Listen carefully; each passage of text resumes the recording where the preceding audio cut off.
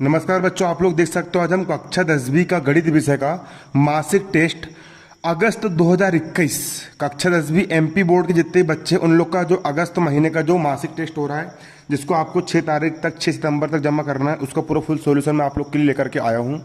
इसको हम समझेंगे ताकि आपको वार्षिक परीक्षा में हेल्प हो सके और अभी भी आपको हेल्प हो सके।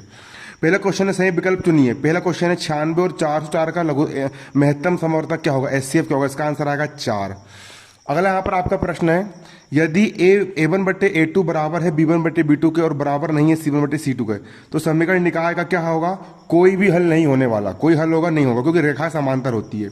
यदि A1 बटे A2 का मान B1 बटे B2 के मान के बराबर हो लेकिन C1 बटे C2 के मान के बराबर ना हो, तो रेखाएं कैसी होती है, समांतर होती है। यहाँ पर आप देख सकते हो रेखाएं कैसी होती है, समांतर होती है। समीकरण का कोई भी हल नहीं होता है। अगला यहाँ पर आपका सवाल देखिए, यदि द्विघात बहुपद ax की घात 2 प्लस bx प्लस c बराबर के शून्य अल्फा और बीटा हो, तो अल्फा और बीटा शून्यकों का योग क्या होता है। शून्यकों का योग होता है बच्चों यहाँ पर आपका माइनस बी बटे ए। शून्यकों का योग क्या होता है, यहाँ पर आपका माइनस बी बटे ए होता है, लेकिन ऑप्शन में दिया ही नहीं है क्योंकि आपको पेपर में मिस प्रिंट है।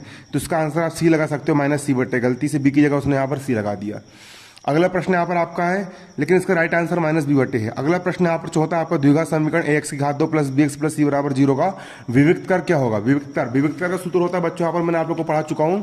विविक्त कर का सूत्र होता है d बराबर b स्क्वायर माइनस 4ac। ये विविक्त कर का सूत्र होता है। अगला प्रश्न यहाँ पर आपका रिक्त स्थान की पूर्ति कीजिए। आपको रिक्त स्थान की पूर्ति करना है।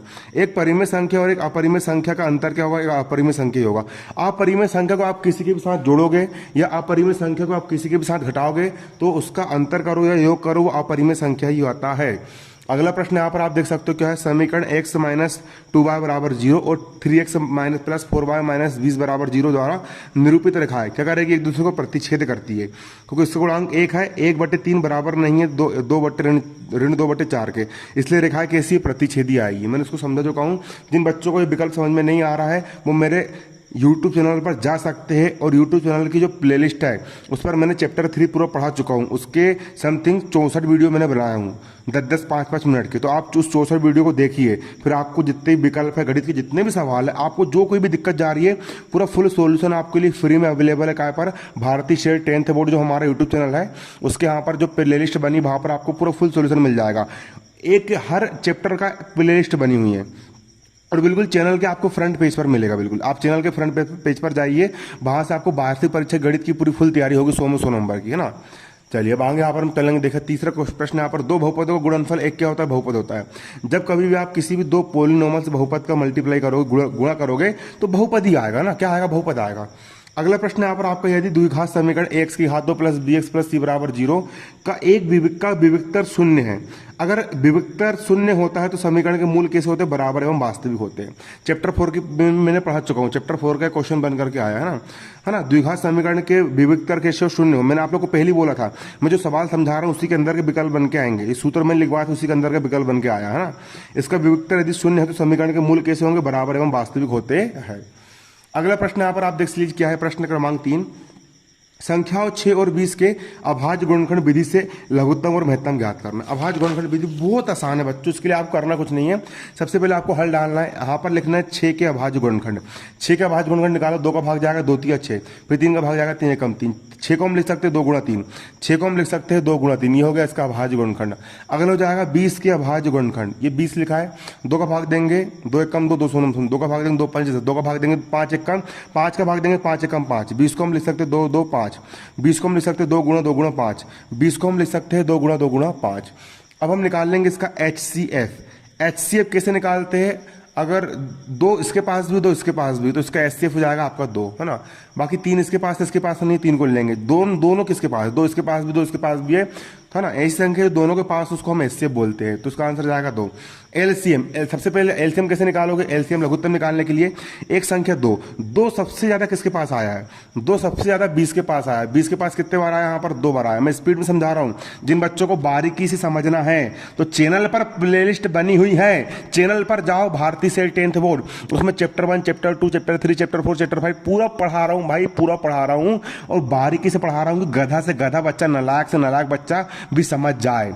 अभी थोड़ा स्पीड से समझा रहा हूँ क्योंकि आपको जल्दी बताना है ना। दो यहाँ पर दो बार आया, यहाँ पर लिख लिया मैंने कितना, दो बार दो गुणा दो। तीन यहाँ पर एक ही बार आया है तो तीन को यहाँ पर मैंने एक ही बार लिख लिया तीन।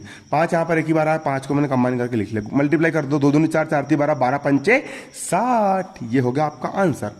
अगला प्रश्न आप देख सकते हो क्या लिखा है, प्रश्न क्रमांक 4, एक द्विघात बहुपद ज्ञात कीजिए। एक क्या करना है, द्विघात बहुपद ज्ञात करना है जिसके शून्यकों का योग और गुणनफल क्रमशः, शून्यक का योग दिया है 1/4 और शून्य का गुणनफल दिया है -1 दिया है।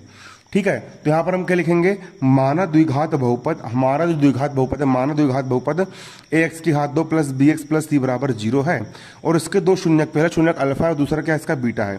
तब शून्यक का योग कितना दिया है, 1/4 दिया, तो यहाँ पर हम लिख लेंगे तब शून्यकों का योग बराबर दिया 1/4 और शून्यक के योग का सूत्र होता है बच्चों ऋण b/a। शून्यक का योग का सूत्र क्या होता है, ऋण b/a। मैंने विकल्प में भी आपको बताया था शून्यक का योग होता है ऋण b/a।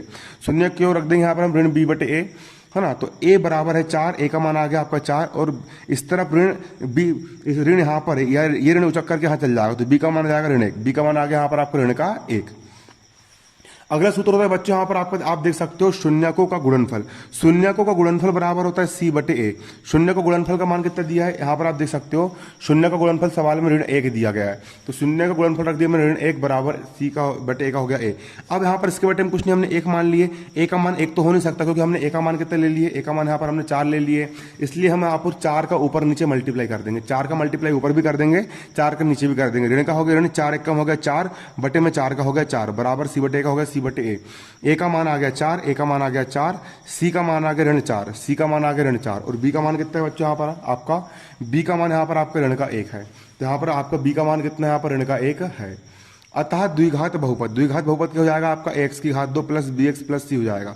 a का मान कितना है बच्चों, a का मान है 4, a का मान रख दिया मैंने 4, x की घात 2 का होगा x की घात 2 प्लस का होगा प्लस b का मान कितना है, b का मान ऋण 1 है, b का मान रख दिया ऋण 1, x का हो गया x प्लस का हो गया प्लस, c का मान कितना है, c का मान ऋण 4 है, c का मान रख दिया ऋण का 4। अब 4x की घात 2 का हो गया यहाँ पर आपका 4x की घात 2, धन गुणित ऋण होता है ऋण, x का हो गया x, धन गुणित ऋण होता है ऋण, 4 का हो गया 4 और यही हो गया यहाँ पर आपका आंसर। अगला प्रश्न यहाँ पर आपका क्या है बच्चों, देख लीजिए। अगला प्रश्न है 5 प्रश्न, 5 पेंसिल और 7 कलम का कुल मूल्य 50 रुपए है, जबकि 7 पेंसिल और 5 कलम का मूल्य 46 रुपए है। एक पेंसिल का मूल्य और एक कलम का मूल्य ज्ञात करो। आपको एक पेंसिल का मूल्य ज्ञात करना है और एक कलम का मूल्य ज्ञात करना है। इसको हम हल करेंगे तो मान लेंगे, माना एक पेंसिल का मूल्य 100 रुपए है और एक कलम का मूल्य 12 रुपए है। इस तरह के सवाल मान के हल किया जाता है, पूरा पढ़ा दिया हो रहे भैया, चैनल पर देख लो। लिख लेंगे माना एक पेंसिल का मूल्य 100 रुपए है और एक कलम का मूल्य 12 रुपए है। अब सवाल ने क्या बोला, सवाल ने बोला यहाँ पर देखो 5 पेंसिल 7 कलम का मूल्य 50 रुपए है ना। तो 5 पेंसिल देखो, 5 पेंसिल और 7 कलम का मूल्य, दोनों का टोटल मूल्य कितने रुपए, 50 रुपए है और 7 पेंसिल और 5 कलम का टोटल मूल्य कितने रुपए, 46 रुपए। इसका समीकरण 1 बन गया, समीकरण 2 बन गया। इसको हम विलोपन विधि से हल करेंगे। यहाँ पर x का गुणांक 5 है, यहाँ पर x का गुणांक 7 है। 5 का मल्टीप्लाई समीकरण 2 से कर देंगे, 7 का मल्टीप्लाई समीकरण 1 से कर देंगे। तो नीचे वाले का मल्टीप्लाई ऊपर कर देंगे, ऊपर वाले का नीचे। अभी मैं थोड़ा स्पीड में समझा रहा हूँ, तुम लोग ये मत समझना कि मैं अच्छे से नहीं समझा रहा हूँ, मैं स्पीड में इसलिए समझा रहा हूँ कि तुम लोग को भी सोल्व करवा रहा हूँ। और जिन बच्चों को बारीकी से समझना है, अब तो चैनल पर प्लेलिस्ट बनी हुई है, गवारो, वहाँ पर जाओ और जाकर के वहाँ पर वीडियो लगाओ ताकि वार्षिक में से अच्छे नंबर लेकर के आ सको। ठीक है, देखिए अब 7 का मल्टीप्लाई ऊपर कर दो, 7 पना 35, फिर 7 7 49 और 7 में 50 का मल्टीप्लाई करेंगे, 7 पना 35 और शून्य का हो गया यहाँ पर शून्य। अब 5 का मल्टीप्लाई नीचे समीकरण 2 से कर रहा हूँ, 5 का इससे भी, 5 का इससे, 5 का इससे, 5 7 35, 55 25, 5 के 46 से करेंगे आगे 230। अब घटा देंगे, माइनस माइनस माइनस, 35 में से 35 गया, कितना बचा, 0 बचा। इसीलिए बोलते x को हमने विलोपित कर दिया, मतलब विलोपन भी दी। 49 बाय में से 25 बाय गए, 49 में 25 गए, 24 बाय बचा, बराबर का बराबर। 350 में से 230 घटाएंगे तो यहाँ पर बचेगा आपका 120, बराबर के इस तरफ 24 गुणा में पक्षांतर कर दिया, बटे में आ गया 24 से कम 24, 24 पंचे 120, 5 बार कट गया तो y बराबर आ गया 5। y का मान कितना आ गया, 5 आ गया। अब y का जो मान है, y के मान को हम कहाँ रख देंगे, समीकरण 1 में रख देंगे।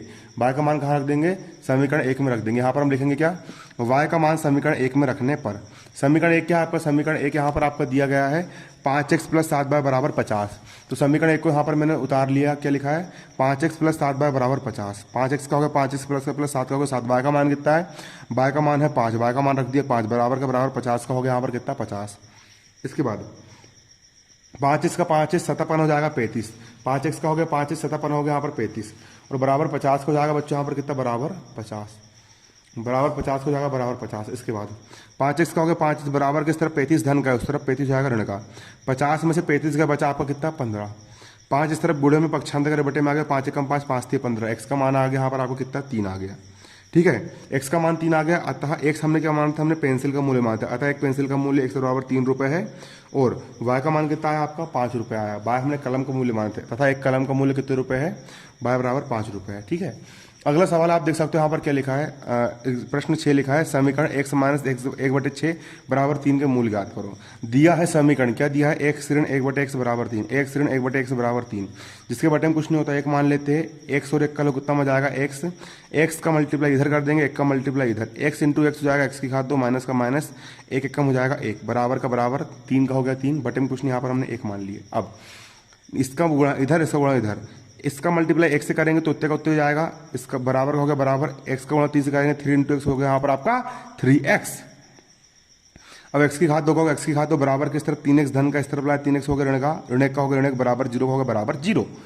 अब समीकरण की तुलना किससे कर लेंगे, ax की घात 2 प्लस bx प्लस c बराबर 0 से करने पर a का माना जाएगा 1, b का माना जाएगा ऋण 3 और c का माना जाएगा ऋण 1। ठीक है, अब कैसे करना है मैंने इसके लिए अलग से वीडियो बनाया है, इस वीडियो में आपको सिर्फ सॉल्यूशन प्रोवाइड कर रहा हूँ। ए का मान आ गया 1, बी का मान ऋण 3 और सी का मान आ गया ऋण। अतः समीकरण के मूल द्विघाती सूत्र क्या होता है, एक्स बराबर ऋण बी धन ऋण करनी में बी स्क्वायर माइनस 4 बटे 2a। एक्स का होगा एक्स बराबर का बराबर ऋण का होगा ऋण, बी का मान कितना है, तो बच्चों यहाँ पर आपका बी का मान ऋण 3 है, बी का मान रख दी ऋण 3, प्लस माइनस का प्लस माइनस, करनी का हो गया करनी। बी का मान कितना है, बी का मान यहाँ पर आपका ऋण 3 है, बी का मान रख दिया हमने ऋण 3, घात 2 का घात 2 हो गया, माइनस का माइनस, 4 का हो गया 4। ए का मान कितना है, ए का मान आपका 1 है, ए का मान रख दिया मैंने 1। सी का मान कितना है, सी का मान ऋण 1 है, सी का मान कितना रख दिया मैंने ऋण का 1, बटे का हो गया बटे, 2 का हो गया यहाँ पर आपका 2। ए का मान कितना है, ए का मान आपका 1 है, ए का मान मैंने कितना रख दिया 1 रख दिया। अब एक्स का हो गया एक्स ऋण गुणित ऋण हो गया धन, 3 का हो गया 3 प्लस माइनस का प्लस माइनस, करनी का हो गया करनी, ऋण की घात 2 ऋण गुणित ऋण हो जाएगा धन, 3 की घात 2 3 तिया 9, ऋण गुणित ऋण धन, 4 एकम 4 4 एकम 4, बटे में 2 एकम हो गया यहाँ पर आपका 2। एक्स का एक्स बराबर का बराबर, 3 का 3 प्लस माइनस करनी का होगा करनी, 9 और 4 हो गया आपके 13, बटे में 2 का हो गया यहाँ पर आपको बटे में 2। एक बार ले लेंगे धन चिन्ह, एक बार ले लेंगे ऋण चिन्ह, ये हो गया यहाँ पर आपका आंसर। धन्यवाद, जय हिंद जय भारत। और भैया चैनल की प्लेलिस्ट में जाओ और पढ़ाई लिखाई करो, कब तक नकल मारोगे।